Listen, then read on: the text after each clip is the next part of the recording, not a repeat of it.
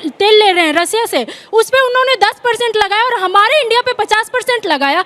India के प्रधानमंत्री मोदी एक बार भी नहीं बोले कि ट्रम्प ये आप गलत कर रहे हो या जो भी कर रहे हो। अमेरिका की जनता जो है वो नारे लगा रही है अब की बार ट्रम्प सरकार, प्रधानमंत्री जी ने नहीं लगाई। प्रधानमंत्री जी आजकल गामा पहलवान से ग्रसित है। गामा पहलवान का मतलब समझ रहे हैं? मैं हूं यासर मलिक।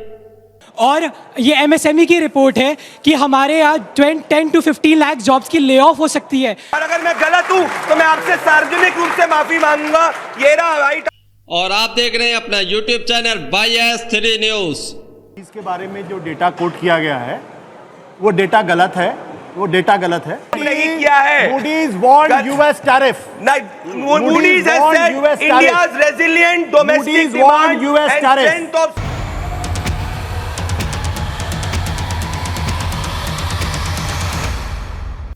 ट्रम्प के 50% टैरिफ पर जब जनता ने तीखे तीखे सवाल पूछे तो बीजेपी के प्रवक्ता कैसे हकलाने लगते हैं और बीजेपी के प्रवक्ता कैसे गलत फैक्ट बताते हैं, जिसके बाद वहीं पर बैठे वरिष्ठ पत्रकार आशुतोष ने उनके झूठ का पर्दाफाश किया, उनके प्रोपेगेंडा का पर्दाफाश किया लाइव डिबेट के अंदर, और खूब ज्यादा तीखी बहस इसको लेकर भी हो गई थी।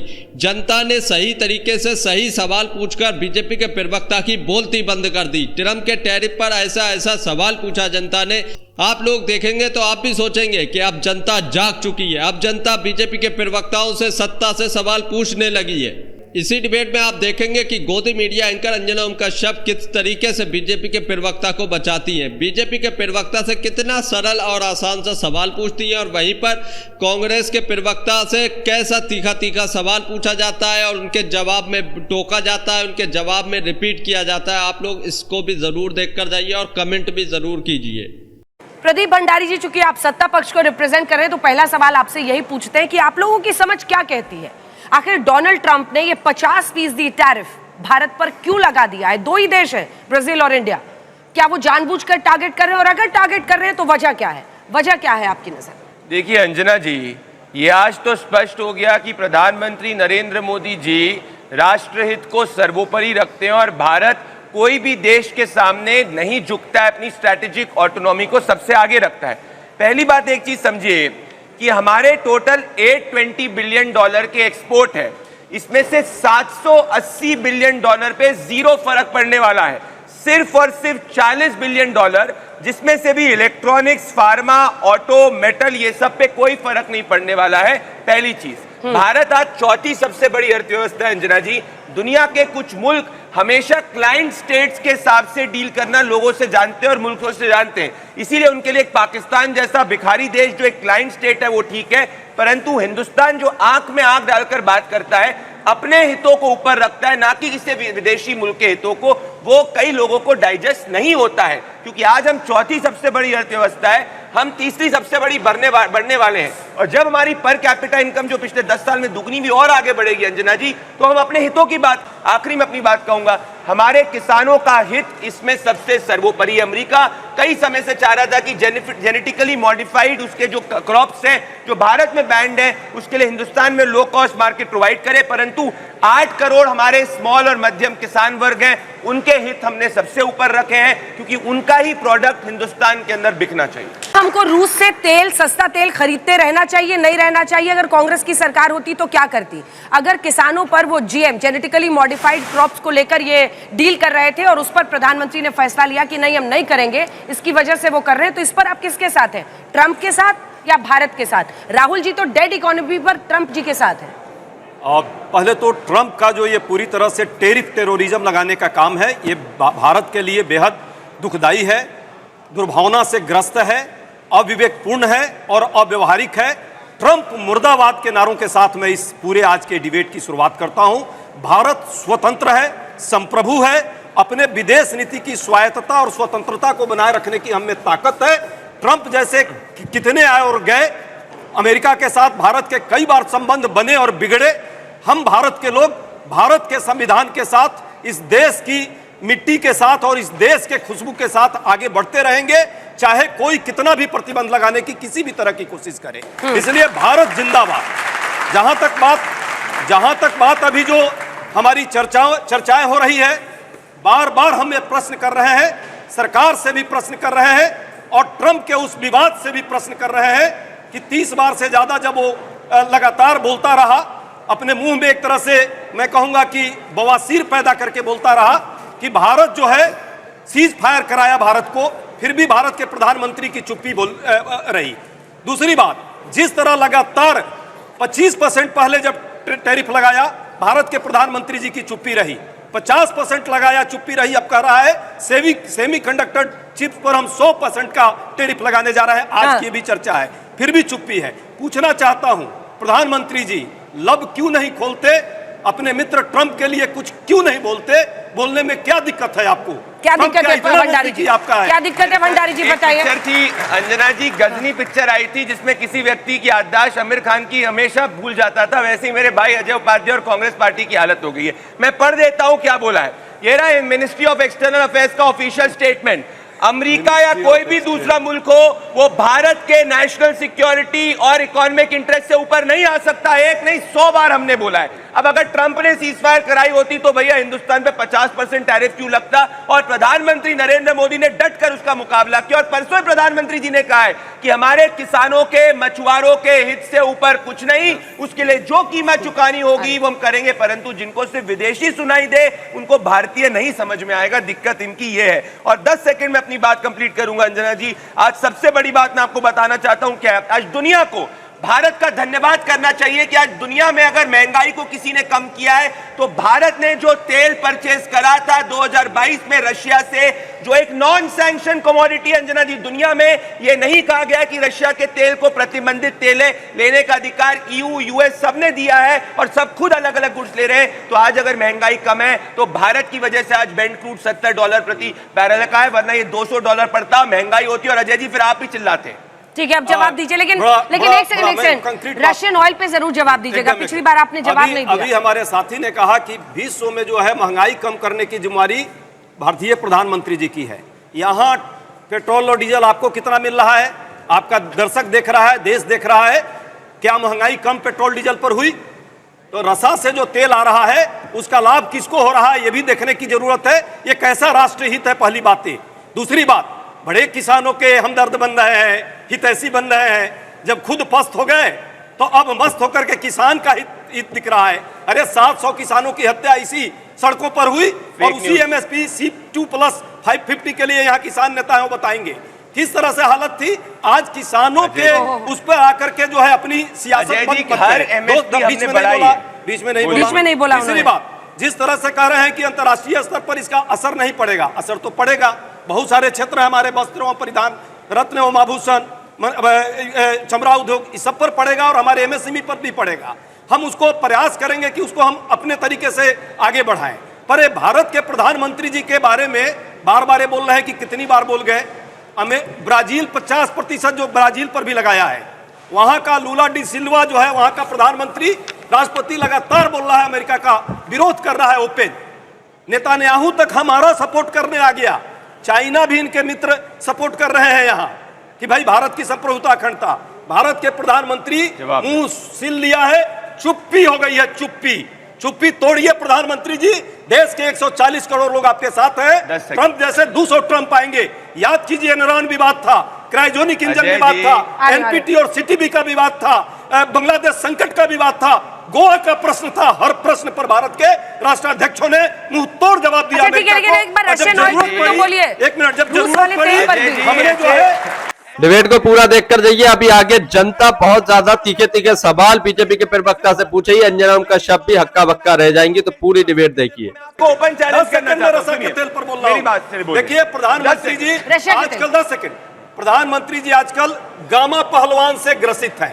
गामा पहलवान का मतलब समझ रहे हैं?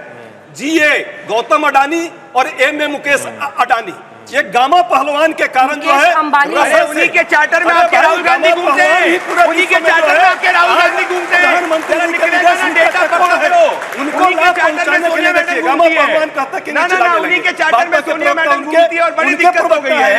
अरे ये बताओ, रशिया से तेल लेना चाहिए कि नहीं लेना चाहिए? अरे सुनिए ना, पूछा जा रहा है उपाध्याय जी, अडानी जी से जो आप लोगों का ऑब्सेशन है, अब आपने मुकेश अडानी बता दिया। बताइए, मान लिया प्रधानमंत्री जी को दोनों गामा पहलवान है, के है गौतम अडानी हो या मुकेश अडानी हो या मुकेश पते अंबानी का हो, सवाल का देखिए, जवाब नहीं देना है। धोनी रूस से तेल कैपिटलिस्ट खरीदना है। चाहिए, नहीं खरीदना रसा चाहिए। के तेल का रशिया भारत से। के लोगों को लाभ हो तो जरूर खरीदना चाहिए। भारत में पेट्रोल डीजल का दाम कम नहीं हुआ, विश्व में बस आप अजय जी यस आप मैम, देश मेरा के सवाल ये है कि पूरे जब देश के साथ ही यूएसए हैं। में जो इलेक्शन देश हो रहा में है, था, वो ट्रम्प एक सेकंड, एक सेकंड। मेरा सवाल ये है कि जब यूएसए में इलेक्शन हो रहा था तो मोदी खुद जाके वहां पे प्रचार कर रहे थे डोनाल्ड ट्रम्प से कि माय फ्रेंड डोनाल्ड ट्रम्प को वोट करिए, जबकि ये आप अगर किसी देश के नेता हैं तो आप किसी के लिए वोट मैं नहीं जवाब देती हूँ वोट नहीं मांग सकते हैं। और जब बारी आया कि हम अगर किसी के खिलाफ किसी के खिलाफ मतलब उनके खिलाफ आवाज उठाए, क्योंकि जिस देश से हम लोग तेल ले रहे हैं रसिया से, उस पे उन्होंने 10% लगाया और हमारे इंडिया पे 50% लगाया। इंडिया के प्रधानमंत्री मोदी एक बार भी नहीं बोले कि ट्रम्प ये आप गलत कर रहे हो या जो भी कर रहे हो, सामने खुल के नहीं बात, सामने खुल के। और रहा बात सीज फायर का, तो जब सीज फायर हुआ था तो डोनाल्ड ट्रम्प ने ट्वीट किया था पूरा कि हमने ये सीज फायर करा, जबकि डोनाल्ड ट्रम्प का इसमें कुछ हाथ नहीं था, लेकिन वो जाके खुल के बोल रहे। फिर भी मोदी ने सामने आके नहीं बोला कि आपने ये सीज फायर नहीं कराया है। आप सुन ले। Yes ma'am. एक साथ में दो सवाल है। सीधा जवाब दीजिएगा, सीधा अच्छा, जवाब। अब ये देखिए, ये आप ऐसे लोग उस समय अजय जी भोजन प्लीज कीर्तन स्टॉप भी दिस कर रहे थे। Please stop this please. सीधा जवाब, अजय जी, आप भाजपा के आपसे प्रमुख सवाल हैं। था, आपने जवाब दिया, उनसे सवाल। सीधा जवाब। सितंबर 22, 2019 का बेटा ये व्हाइट हाउस का रिलीज है और इसके अंदर ये कहा गया, मैं कोट कर रहा हूं, remarks by president Trump and prime minister Narendra Modi at Howdy Modi event. और इसमें कहा जाता है, हिंदी में अनुवाद कर रहा हूं, कि जैसे ट्रंप जी उस वक्त के प्रेसिडेंट डोनाल्ड ट्रंप के लिए अमेरिका की जनता जो है वो नारे लगा रही है, अब की बार ट्रंप सरकार, प्रधानमंत्री जी ने नहीं लगाई, ये फेक न्यूज है, कांग्रेस के फेक न्यूज में मत आओ, बेरोजगारी ही कांग्रेस देती है और कुछ नहीं देती है, ये मेरा नहीं है। और अगर मैं गलत हूं तो मैं आपसे सार्वजनिक रूप से माफी मांगूंगा। ये रहा व्हाइट हाउस का रिलीज, मैं आपको भेज भी दूंगा और आज तक को भी भेज दूंगा। पहली अभी व्हाइट हाउस गए थे प्रधानमंत्री जी 35 बार, और हाउडी ट्रम्प, हाउडी मोदी और बोला है कि नमस्ते ट्रम्प का वो प्रशंसा कर रहे थे। अभी जाकर के सरेआम है, सबके बीच में है। मेरा ऐसा सवाल लोग ये है कैसे कि बोल ट्रम्प सकते ने 50% टैरिफ लगा लिया और उन्होंने खुलेआम ये बोला है कि वो सेकेंडरी सैंक्शंस और लगा सकते हैं। इससे आरबीआई की रिपोर्ट है कि हमारा जीडीपी 0.41 टू 1.11% गिर सकता है। और ये एमएसएमई की रिपोर्ट है कि हमारे यहाँ 10 to 15 लाख जॉब्स की ले ऑफ हो सकती है। हमारे मैन्युफैक्चरर्स को दूसरे एक्सपोर्ट्स ढूंढने पड़ेंगे जो बहुत डिसरप्टिव मार्केट है और बिल्कुल भी फीजिबल नहीं है। वियतनाम, बांग्लादेश, वहाँ से लेके टेक्सटाइल, इलेक्ट्रॉनिक्स, वो हमें आराम से हमें हरा सकता है। को फायदा होगा। ठीक है, जल्दी से कौन रिस्पॉन्ड करेगा? जल्दी से मैं कर रहा हूं। बोलिए जिसको करना है। रविंदर जी बोलिए। मोटा इम्पैक्ट ये है, इमोशनल और ईगो पे नहीं जाके असलियत ये है, इन टैरिफ्स का हमारे इकोनॉमी पे असर पड़ेगा। अगर 25% टैरिफ रहते तो मोटा इकोनॉमिक एस्टिमेट है कि हमारा एक्सपोर्ट अमेरिका को करीब $25 बिलियन कम हो जाएगा। और $1 बिलियन जब एक्सपोर्ट कम होता है तो करीब 1 लाख नौकरी पे खतरा आता है। तो 25% होता है, 20-25 लाख नौकरी पे खतरा है, 50 हुई तो 50-55 पे। ये मोटा इकोनॉमिक थ्योरी का आंकड़ा है। असलियत में अब कितना होगा वो हमारी भारत सरकार ये नए मार्केट्स ढूंढेगी, स्कीम्स देगी एक्सपोर्टर्स को।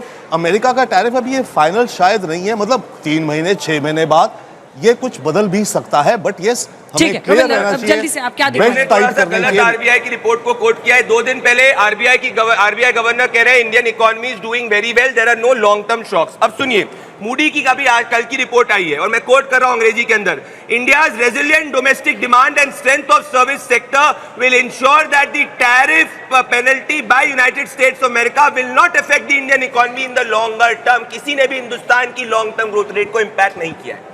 सर मेरा सवाल ये है कि यूएस बोलता है कि चाइना जो है, मतलब चाइना जो है हमारा दुश्मन देश है, ठीक है, लेकिन उसी के उस पे वो 30% का टैरिफ लगाता है और इंडिया को बोलता है कि इंडिया हमारा दोस्त है। उसके बाद मोदी जी भी यही कोट करते हैं कि यूएस हमारे साथ काम करेगा मिलके।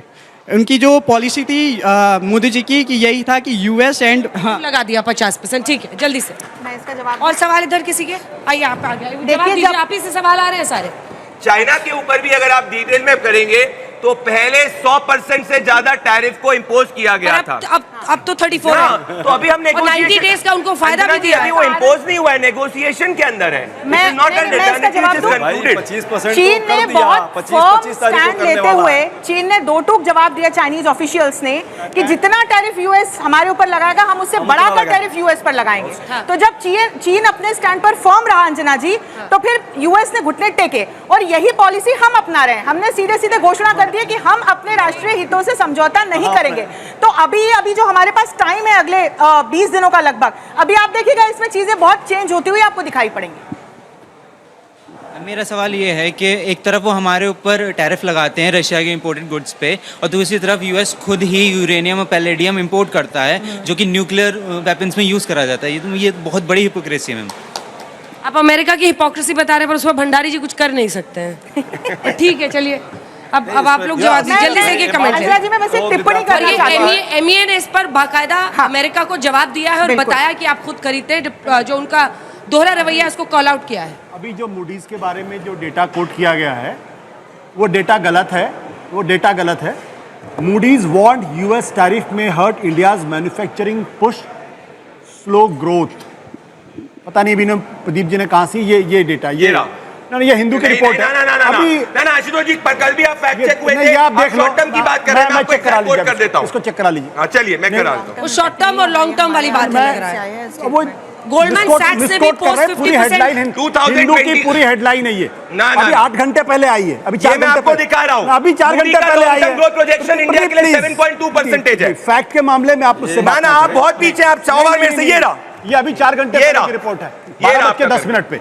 ये रहा, 12:10 की रिपोर्ट है। मूडी ने क्या हिंदुस्तान के लॉन्ग टर्म ग्रोथ प्रोजेक्शन को कम किया है? नहीं आशुतोष जी, क्या मूडी ने हिंदुस्तान के लॉन्ग टर्म ग्रोथ प्रोजेक्शन को कम किया है? ना में जवाब दे दीजिए। नहीं आप चेक करिए, ये डेटा देख लीजिए। और दूसरी बात, मूडी ने हिंदुस्तान के लॉन्ग टर्म ग्रोथ को कम नहीं किया है। Moody's warned US tariff. Moody's has said India's resilient domestic demand and strength of service sector will ensure that the tariff penalty is a short-term thing, no long-term change in the growth projection. ना आप झूठ बोल रहे हैं। आप कल भी सच बोल रहे हैं। भंडारी जी से मैम, जैसे कि हमको ये गलत बात मत बोला करो, गलत बात टीम को भेज देता हूँ। ये अंजना ठीक है, मैं दोनों का देख लेती हूँ अभी आके, बस इसका एक सवाल ले लो। मैम मेरा सवाल है प्रदीप भंडारी जी से, जैसे कि अभी यू में रिपोर्ट दिखा रहा हूँ जी, आप ही से सवाल है। अरे रुकिए आप दोनों, मैं अभी इसका फैक्ट चेक करती हूँ।